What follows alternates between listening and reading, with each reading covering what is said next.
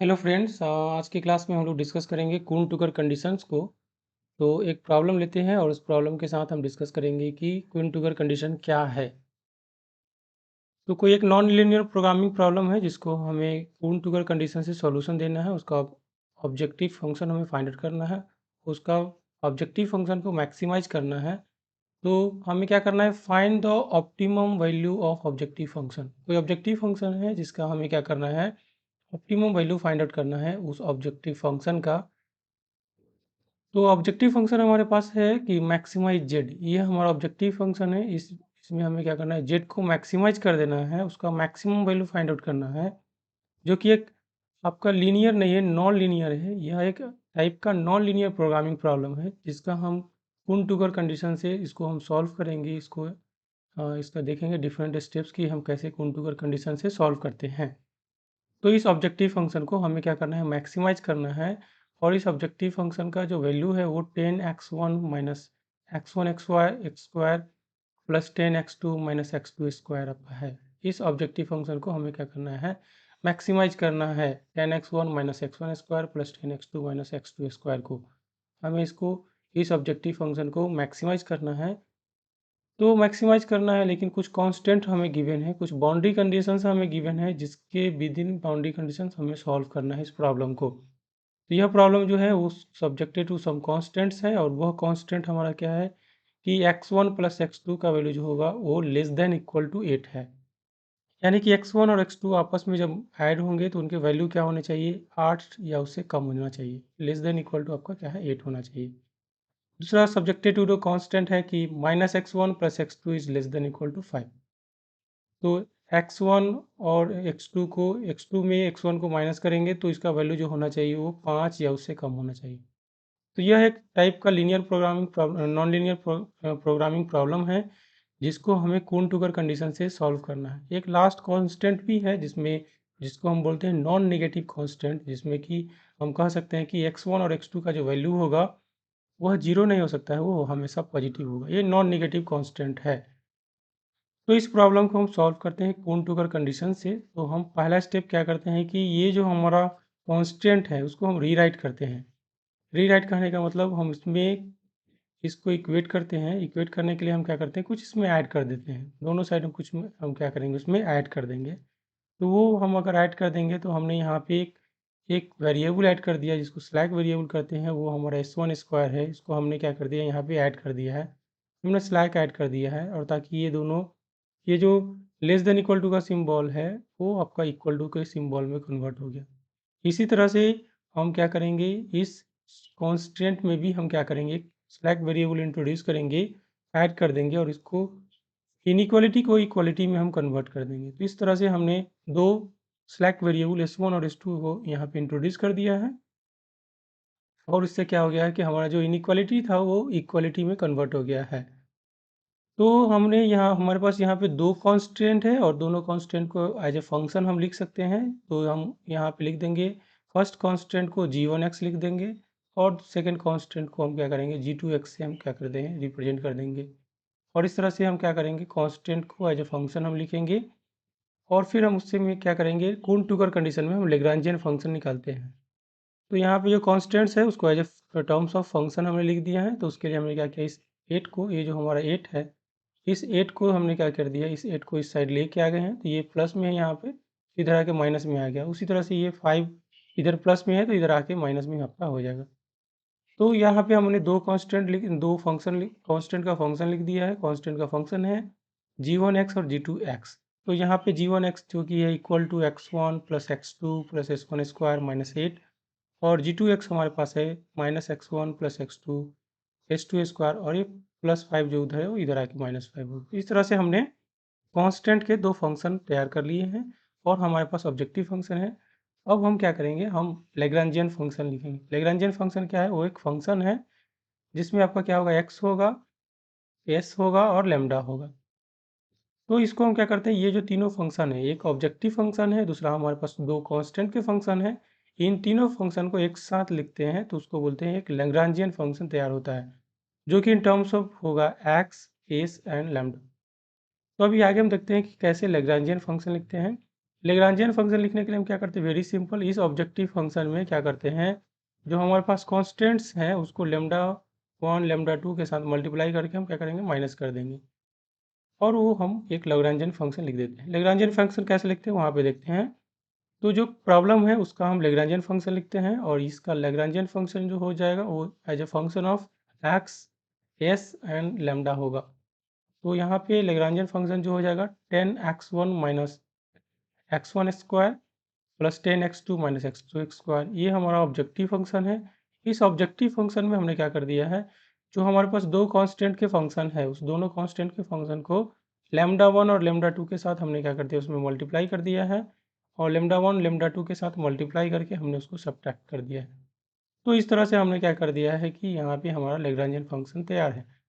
अब ये first step है हमारे पास, हमने रीराइट किया था कांस्टेंट को, उसके बाद हमारा फर्स्ट स्टेप है कुन-टुकर कंडीशन में कि हम क्या करते हैं, लेग्रांजियन फंक्शन लिखते हैं, और लेग्रांजियन फंक्शन लिखते हैं। इस लेग्रांजियन फंक्शन को कुन-टुकर के नेसेसरी कंडीशन लगाते हैं, और उसमें क्या करते हैं, लेग्रांजियन फंक्शन को ये जो जो कि आपका ये फंक्शन जो डिपेंड करता है एक्स लेमडा और एस पे, इनके टर्म्स में हम क्या करते हैं, उसको डिफ्रेंशिएट करते हैं और उसको इक्वेट करते हैं जीरो से, और उसके बाद हम क्या करते हैं, एक्स लेमडा और एस का वैल्यू फाइंड आउट करने की कोशिश करते हैं और फाइंड आउट करते हैं। अगर फाइंड आउट नहीं हो पाता है नॉर्मली, तो हम क्या करते हैं, कुछ कंडीशंस लगाते हैं, देखेंगे आगे कि क्या कंडीशंस लगा सकते हैं। तो यहाँ पे लैग्रेंजियन फंक्शन को हम as a terms of x lambda and s हम क्या करेंगे, आगे डिफ्रेंशिएट करेंगे, और देखेंगे कि ये लैग्रेंजियन फंक्शन को डिफ्रेंशिएट करने के बाद उसको इक्वेट करेंगे जीरो से, जो कि नेसेसरी कंडीशन है आपका कुन-टुकर कंडीशन, कुन-टुकर मेथड का, कुन-टुकर कंडीशन का आपका नेसेसरी कंडीशन है इसका, कि हम क्या करते हैं, इसको लैग्रेंजियन फंक्शन को जिस भी डिपेंडेंट फंक्शन है उसमें हम क्या करते हैं, इसको डिफ्रेंशिएट करते हैं और इक्वेट करते हैं जीरो से, और उसके बाद हम फाइंड आउट करते हैं कि क्या वैल्यू है, और उससे हमें क्या करता है कि ऑप्टिमम वैल्यू हमें मिल जाता है। हम इसको जब डिफरेंशिएट कर देंगे तो उसके बाद हमें क्या होगा, एक ऑप्टिमम वैल्यू मिलेगा, क्योंकि हमें पता है अगर मैक्सिमाइजेशन टाइप ऑफ प्रॉब्लम हो या मिनिमाइजेशन टाइप ऑफ प्रॉब्लम हो, तो उसको हम क्या करते हैं, d y by d x करते थे, और उसको हम क्या करते थे, इक्वेट करते थे जीरो से। ऐसा ही कुछ कंडीशन यहाँ पे लगाएंगे पूर्ण टू करके नेसेसरी कंडीशन में, कि हम उसको क्या करेंगे, maximization type of problem, maximization करने के लिए उस प्रॉब्लम को क्या करेंगे, उसको ये जो लेग्रांजियन फंक्शन है उसको in terms of x lambda and S differentiate करेंगे और इसको इक्वेट कर देंगे जीरो से। जैसे हमने इस लैग्रांजियन फंक्शन को in terms of x1 differentiate किया और इक्वेट कर दिया जीरो से। तो लैग्रांजियन फंक्शन को अगर आप x1 के टर्म्स में डिफरेंशिएट करेंगे, इस लैग्रांजियन फंक्शन को अगर आप x1 के टर्म्स में डिफरेंशिएट करेंगे, तो ये हो जाएगा 10 माइनस 2x1, और ये तो खत्म हो जाएगा। फिर आपका ये x1 के टर्म में ये माइनस लेमडा 1 आ जाएगा, और x यहाँ पे x1 के टर्म में माइनस माइनस प्लस लेमडा 2 हो जाएगा। तो इस तरह से हमने लैग्रांजियन फंक्शन को यहाँ पे देख सकते हैं डिफरेंशिएट कर दिया, पार्शियली डिफरेंशिएट किया in terms of x1। Partially differentiate करने में हमें पता है कि जिसके रेस्पेक्ट में डिफरेंशिएट करते हैं उसको छोड़ के बाकी सब क्या हो जाएगा, आपके कांस्टेंट हो जाएंगे। तो बाकी सब वैल्यूज यहाँ पे कांस्टेंट हो गए, तो यहाँ से हमारा लैग्रेंजियन डिफरेंशिएशन, लैग्रेंजियन फंक्शन का हमने यहाँ पे डिफरेंशिएशन निकाल लिया है लैग्रेंजियन फंक्शन का in terms of x1। In the same way हम क्या करेंगे, इसको डिफरेंशिएट करेंगे x2 के टर्म में। तो x2 के टर्म में हमारे पास डिफरेंशिएट करेंगे तो ये वैल्यू आएगा, यहाँ पे भी x2 को छोड़ के बाकी सब जो भी वैल्यू होंगे वो आपका कांस्टेंट हो जाएंगे। तो ये हमारे पास दो इक्वेशंस आ गए, x1 x2 के टर्म में डिफरेंशिएट करें तो। इसके बाद हम क्या करेंगे, इसको लेमडा 1 लेमडा 2 के टर्म में डिफरेंशिएट करेंगे, फिर हम s1 और s2 के टर्म में डिफरेंशिएट करेंगे। तो इस तरह से 6 डिफरेंट टर्म्स में हम डिफरेंशिएट करेंगे और 6 डिफरेंट इक्वेशन आएगा। x1 के टर्म में डिफरेंशिएट करेंगे, फिर हम क्या करेंगे, x2 के टर्म में डिफरेंशिएट करेंगे, तो ये दोनों हमने कर दिया है। फिर हमारे पास लेमडा 1 के टर्म्स में डिफरेंशिएट करेंगे, फिर उसके बाद लेमडा 2 के टर्म में डिफरेंशिएट करेंगे, फिर हमारा जो डिफरेंशिएशन होगा वो S1 के टर्म में डिफरेंशिएशन होगा, फिर हमारा S2 के टर्म में डिफरेंशिएशन होगा, और इन 6 टर्म्स में डिफरेंशिएट करने के बाद हमारे पास 6 डिफरेंट इक्वेशंस आएंगे, और उस इक्वेशन का हम यूज करेंगे और फिर सॉल्व करेंगे, देखते हैं आगे। तो इसको हम क्या करेंगे, लेमडा 1 के टर्म में डिफरेंशिएट करेंगे, तो हमारे पास एक नया इक्वेशन आया, फिर हम इसको लेमडा 2 के टर्म में भी डिफरेंशिएट करेंगे। तो लेमडा 2 के टर्म में डिफरेंशिएट करेंगे, तो जब हम लेमडा 1 के टर्म में डिफरेंशिएट करेंगे तो लेमडा 1 हमारा कांस्टेंट हो, लेमडा 1 हमारा क्या होगा, वेरिएबल होगा, बाकी जो भी वैल्यू है वो कांस्टेंट होंगे। सिमिलरली जैसे हम लेमडा 2 के टर्म में डिफरेंशिएट करेंगे तो लेमडा 2 हमारा क्या होगा, वेरिएबल होगा, बाकी सब वैल्यू क्या होंगे, आपका कांस्टेंट होंगे। तो इस तरह से हमने 6 डिफरेंट इक्वेशन हमने अचीव कर लिया, 6 डिफरेंट इक्वेशन को हमने फॉर्म कर लिया है। ये फर्स्ट कंडीशन था, नेसेसरी कंडीशन था, कून टुकर कंडीशन का नेसेसरी कंडीशन था, जिसमें हमने लेग्रांजियन फंक्शन को इन टर्म्स ऑफ जो भी आपके वेरिएबल है फंक्शन है x1 x2 lambda 1 lambda 2 s1 s2 इसके टर्म्स में हमने इसको डिफ्रेंशिएट कर दिया है और इसको इक्वेट कर दिया है 0 से। और उसके बाद हमने क्या किया कि फंक्शन को थोड़ा सा इसको यहाँ पे लिख दिया है और उसको as a terms of equation लिख दिया है। अब आगे हम क्या करेंगे, इसको सॉल्व करने की कोशिश करेंगे और उसके लिए कुछ एजम्पशंस लेंगे जो कि आपका सफिशिएंट कंडीशन होगा आपका कून टुकर कंडीशन का। इसमें हम क्या करते हैं, पहला जो स्टेप करते हैं उसमें हम क्या करते हैं कि ऑन कांस्टेंट सॉल्यूशन, इसमें हम on constant solution find out करने की कोशिश करते हैं। ऑन कांस्टेंट सॉल्यूशन मतलब कि लैम्डा 1 और लैम्डा 2 का बिना इफेक्ट देखे हुए उसका वैल्यू हम 0 कर इक्वेट करके और देखते हैं कि ऑन कांस्टेंट है तो इसका क्या वैल्यू आपका आ रहा है। तो लैम्डा 1 और लैम्डा 2 का वैल्यू फर्स्ट हम क्या करते हैं 0 करते हैं। अगर इससे हमारा काम नहीं बनेगा तो हम क्या करेंगे, लैम्डा 1 इस लैम्डा 1 की जगह हम क्या करेंगे s1 करेंगे और फिर लैम्डा 2 ले लेंगे और इसको 0 कर देंगे। इससे भी काम नहीं बनेगा तो यहाँ पे लैम्डा 1 को लैम्डा 1 तो रहने देंगे और फिर यहाँ पे लैम्डा 2 की जगह s2 कर देंगे और इसको इक्वेट करेंगे 0 से। इससे भी काम नहीं बनेगा तो s1 और s2 को हम क्या करेंगे इक्वेट करेंगे 0 से। इसके बाद हम जनरली डायरेक्टली क्या कर सकते हैं, हम इसी को पे भी ट्राई कर सकते हैं कि इसका वैल्यू डालने से हमारा सोल्यूशन हो रहा है कि नहीं हो रहा है। वो हम आगे डिस्कस करेंगे, देखते हैं कि क्या होगा। अभी हम ऑन कांस्टेंट सॉल्यूशन के लिए देखते हैं कि ऑन कांस्टेंट सॉल्यूशन के लिए क्या हो रहा है। तो ऑन कांस्टेंट सॉल्यूशन के लिए हम जाते हैं, तो हमने क्या किया, लैम्डा 1 और लैम्डा 2 का वैल्यू 0 किया है और देखते हैं सॉल्यूशन करने के लिए। तो इसके बाद हम क्या करेंगे, जो हमारे पास 6 डिफरेंट इक्वेशन है उसमें से पहले 4 इक्वेशन को लेंगे और उसमें लैम्डा 1 और लैम्डा 2 का वैल्यू 0 रखेंगे और देखेंगे सॉल्व करने की कोशिश करेंगे। तो फर्स्ट जो इक्वेशन हमारा हो जाएगा वो कन्वर्ट हो जाएगा 10 माइनस 2x1 इक्वल्स टू 0, क्योंकि वहाँ पे हम लैम्डा 1 का वैल्यू क्या करते हैं 0 रख दिया। फर्स्ट इक्वेशन हमारा कन्वर्ट हो गया 10 माइनस 2x1 इक्वल्स टू 0। देखते हैं पिछली स्लाइड में कि कैसे हमारा फर्स्ट इक्वेशन कन्वर्ट होगा। ये हमारा फर्स्ट इक्वेशन है, आप देख सकते हैं फर्स्ट इक्वेशन में लैम्डा 1 और लैम्डा 2 का वैल्यू यहाँ पे हम 0 रख देंगे। लैम्डा 2 और लैम्डा 1 और लैम्डा 2 का वैल्यू अगर आप 0 रख देंगे फर्स्ट इक्वेशन में, ये फर्स्ट इक्वेशन है, तो यहाँ से 10 माइनस 2x1 इक्वल्स टू 0 हो जाएगा। इस तरह से इसमें भी अगर 0 रखेंगे तो 10 माइनस 2x2 इक्वल्स टू 0। तो इस तरह से हम लैम्डा 1 लैम्डा 2 का वैल्यू 0 रखेंगे और देखेंगे। फर्स्ट इक्वेशन से हमने सॉल्व कर लिया कि x1 का वैल्यू 5 आ रहा है और सेकंड इक्वेशन से हमने सॉल्व कर लिया कि x2 का वैल्यू जो है वो कितना आ रहा है 5 आ रहा है। तो इस तरह से हमारे पास x1 और x2 के वैल्यू फाइंड आउट हो गए हैं। इनके वैल्यूज कितने हैं 5 है। फिर आगे हम क्या करते हैं, वैल्यूज फाइंड आउट करते हैं, देखते हैं कि s1 और s2 का वैल्यू कितना है। तो इक्वेशन नंबर 3 से हम फाइंड आउट करेंगे तो देखेंगे कि x1 और x2 का वैल्यू अगर 5 पुट करेंगे इसमें तो 5 10 हो जाएगा। तो यहाँ से आप देख सकते हैं कि s1 स्क्वायर का वैल्यू कितना हो जाएगा, वो -2 आ रहा है। किसी के स्क्वायर का वैल्यू -2 आ रहा है, यह पॉसिबल तो है नहीं, ये फिजिबल नहीं है। तो यहाँ से बोल सकते हैं कि ये ऐसा कंडीशन पॉसिबल नहीं है। तो यहाँ से क्या हो सकता है कि ये अगर हम मैक्सिमम वैल्यू फाइंड आउट करेंगे तो मैक्सिमम वैल्यू यहाँ तो इतना आ रहा है 50, बट ये सॉल्यूशन ही फिजिबल नहीं है क्योंकि किसी का स्क्वायर का वैल्यू नेगेटिव आ गया है। किसी का स्क्वायर का value less than equal to 0 कभी नहीं हो सकता है। कभी भी कोई नंबर है, कोई वैल्यू है, कोई फंक्शन है, उसका स्क्वायर 0 नहीं हो सकता, नेगेटिव नहीं हो सकता। स्क्वायर करने के बाद वो हमेशा पॉजिटिव हो जाएगा। यह कंडीशन पॉसिबल, ये आपका सोल्यूशन पॉसिबल नहीं है। तो इसको हम बोल सकते हैं कि क्योंकि आपका s1 स्क्वायर का वैल्यू निगेटिव आ रहा है इसलिए यह सोल्यूशन क्या है, फिजिबल आपका नहीं। So this solution is not feasible. तो ये आपका इनफिजिबल सोल्यूशन है। यह सोल्यूशन इनफिजिबल है, यानी कि लैम्डा 1 और लैम्डा 2 का वैल्यू एक साथ 0 नहीं हो सकता है। बाकी दूसरा कंडीशन आपका होगा। तो दूसरा कंडीशन हम लगाते हैं कि हम इस इक्वेशन को फिर से सॉल्व करते हैं, जो हमारे पास 6 इक्वेशन है उसको फिर से सॉल्व करते हैं और हम क्या करते हैं यहाँ पे s1 की जगह क्या करते हैं 0 करते हैं। लैम्डा 1 इक्वल टू 0 ना करके हम क्या करते हैं s1 इक्वल टू 0 करते हैं और लैम्डा 2 इक्वल टू 0 करते हैं। हम s1 क्यों ही 0 क्यों, क्योंकि यहाँ पे देखिए s1 का वैल्यू निगेटिव भी आ रहा था। तो यहाँ पे हम ट्राई कर सकते हैं, ट्रायल एंड एरर से भी हम कर सकते हैं इसको, कि देखते हैं कि आगे हमारा कंडीशन सेटिस्फाई हो रहा है कि नहीं हो रहा है। तो इस कंडीशन में हमने क्या कर दिया है, s1 का वैल्यू हमने 0 कर दिया है और लैम्डा 2 का वैल्यू 0 किया है। अब हम क्या करेंगे, हमारे पास जो इक्वेशंस हैं उसको सॉल्व करेंगे।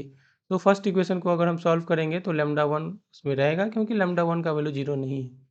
सेकेंड इक्वेशन में भी लैम्डा 1 रहेगा क्योंकि उसमें लैम्डा 1 का वैल्यू 0 नहीं है।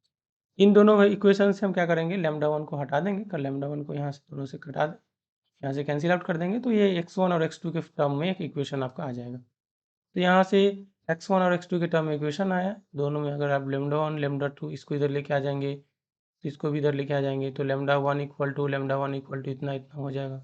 इस दोनों को आपस में इक्वेट करेंगे, क्योंकि इसका वैल्यू भी लेमडा 1, इसका वैल्यू भी लेमडा 1, इक्वेट करेंगे 10 10 कैंसिल आउट हो जाएगा, तो -2 कैंसिल आउट हो जाएगा, तो x1 = x2 आपका आ गया। यहाँ से एक कंडीशन आ गया कि x1 और x2 का वैल्यू क्या है, इक्वल है।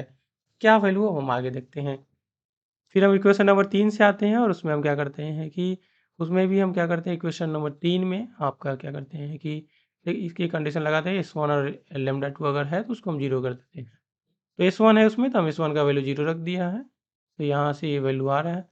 यहाँ से x1 x2 इक्वल है, तो x1 x2 का वैल्यू आ जाएगा और वो वैल्यू हो जाएगा 4, क्योंकि दोनों आपस में इक्वल है, तो x1 + x2 = 8 हो जाएगा यहाँ से, यानी कि 2x1 = 8, यानी कि x1 = 4।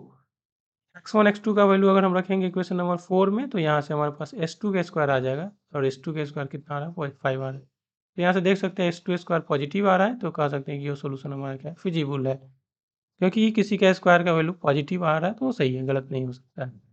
तो यहाँ से हम देख सकते हैं, यहाँ से अगर हम 4 रखेंगे तो ये लैम्डा 1 का वैल्यू भी निकाल के देख सकते हैं कि लैम्डा 1 का वैल्यू कितना आ रहा है। तो यहाँ से अगर आप 4 रखेंगे तो 10 - 8, तो यहाँ से लैम्डा 1 का वैल्यू 2 आ जाएगा। तो फाइनली हम 1 से निकाल सकते हैं लैम्डा 1 का वैल्यू कितना आ रहा है कि आपका 2 आ रहा है।